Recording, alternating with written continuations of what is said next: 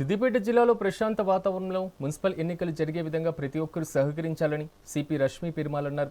Dubaka municipal ఎన్నికల్లో భాగంగా జరుగుతున్నటువంటి నామినేషన్ ప్రక్రియను ఆమె పరిశీలించారు. ఇక సమస్యాత్మక మున్సిపాలిటీలో పటిష్టమైనటువంటి పోలీసు బందోబస్తు ఏర్పాటు చేయడం జరిగిందన్నారు. ఓటర్లను మభ్యపెట్టేందుకు అభ్యర్థులు మద్యం, డబ్బులు, వస్తువులను పంపిణీ చేస్తే సహించేది లేదని హెచ్చరించారు.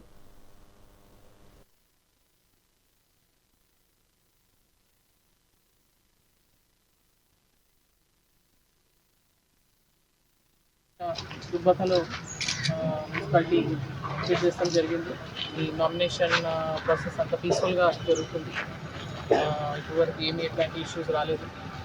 ప్రజలందరితో మా రిక్వెస్ట్ ఎవరైనా నామినేషన్ వేయాలనుకుంటే ఇవాళ లాస్ట్ టైం లోపల వచ్చేసి మీ నామినేషన్ తీసుకోవచ్చు. ఆల్సో ఇప్పుడు మోడల్ కోడ్ ఆఫ్ కండక్ట్ ప్లేస్లో ఉంది. సో అందరికీ రిక్వెస్ట్ చేస్తున్నాం, ప్రాపర్ దాని ఇన్స్ట్రక్షన్స్ ప్రకారం రూల్స్ అన్నీ ఫాలో చేయండి, లేకపోతే మళ్ళీ దాని గురించి సీరియస్ యాక్షన్స్ ఉంటాయి.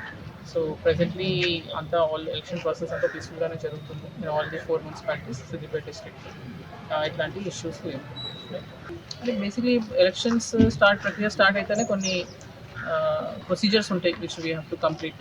సో అవన్నీ ఆల్రెడీ స్టార్ట్ అయినాయి.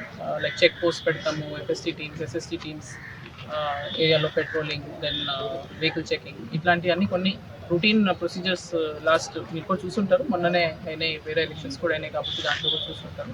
దాని ప్రకారం అన్నీ యాజ్ పర్ ప్రొసీజర్ ఆల్రెడీ అన్నీ స్టార్ట్ అయినాయి. దాని first is this nomination process complete అవ్వాలి. అది ఇవాళతో it close and after this మళ్ళీ scrutiny and then further activities will start.